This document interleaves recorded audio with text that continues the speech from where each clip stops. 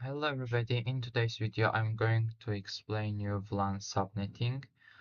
We will calculate together network ID, first IP, end IP and broadcast IP. And today we'll together explore this VLAN subnetting together. And this video will be in two parts. In the first part, I will explain you some theoretical knowledge, and in the second part, we'll practically calculate network ID, broadcast IP, first IP, and end IP. And uh, as our learning objectives, we'll firstly understand VLAN subnetting concepts, we'll calculate subnet range, and we will analyze VLAN communication. VLAN means virtual local area network. Firstly, network ID. This ID identifies the network itself and it cannot be assigned to any device within the network. Its example could be like 129.64.0.0. As I mentioned before, it cannot be assigned to any device.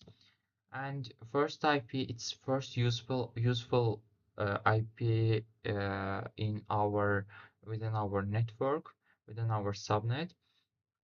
It can be used by a host, router, it doesn't matter. And in order to find the first IP, we need to add 1 to our net ID. As you see, it was 0 and now it's 1. Uh, and last IP, it is the last assignable IP within the network, and it's used by hosts in the subnet. And its example could be like that, as you see on the screen. Now, broadcast IP. This IP cannot be assigned to any device, like um, our net ID, and it's used to send data to all devices in the network.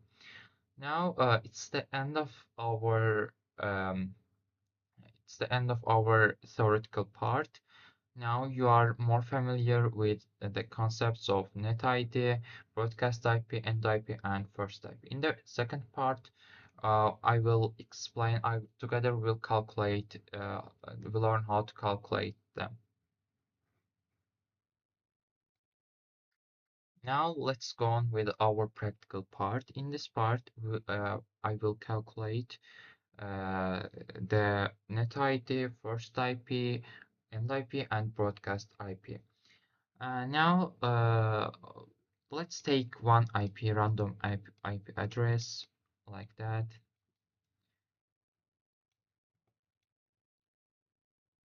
8.100, let's say 20. Oh, sorry. Okay, let's decide whether these two IP, whether these devices having these addresses can see each other or not.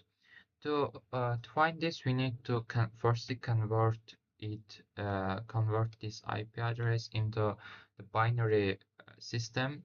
I'm not going to explain how to convert it to a binary system because it would take too long to explain this.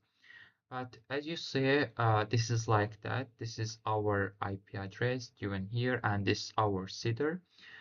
Um, and we need to do the multiplication, and we need to write one number for 20 times. As you see, 8 here, and 4 here. After multiplication, nothing changes until here goes, all of them goes like 1, 1, 1, 1. But here 1 multiplied by 0 gives us 0, and and the result becomes like that. And after converting it into the binary system, our network ID becomes like that. This IP address is our network ID, and it cannot be assigned to any of the devices. And to find the first IP, we need to add 1 to our network IP, and it becomes like that. This is our first IP. And to find the broadcast IP, we need to calculate to convert it into the octal system. It gives us 240, and we need to subtract 240 from 255. It gives us 15, and we need to add 15 to the third octet, which is our incomplete octet. After adding 15 to 96, it becomes 111. 111, and here we write 255, and it becomes our broadcast IP, and we need to subtract 1 from our broadcast IP, which will give us our end IP. Okay, uh, now let's decide whether devices having these two different IP addresses can see each other within the same VLAN or not. Let's say 98, from 90 to 111, they can see each other, and we see that they can see each other, and this is the end of our video. Thanks for watching. Goodbye.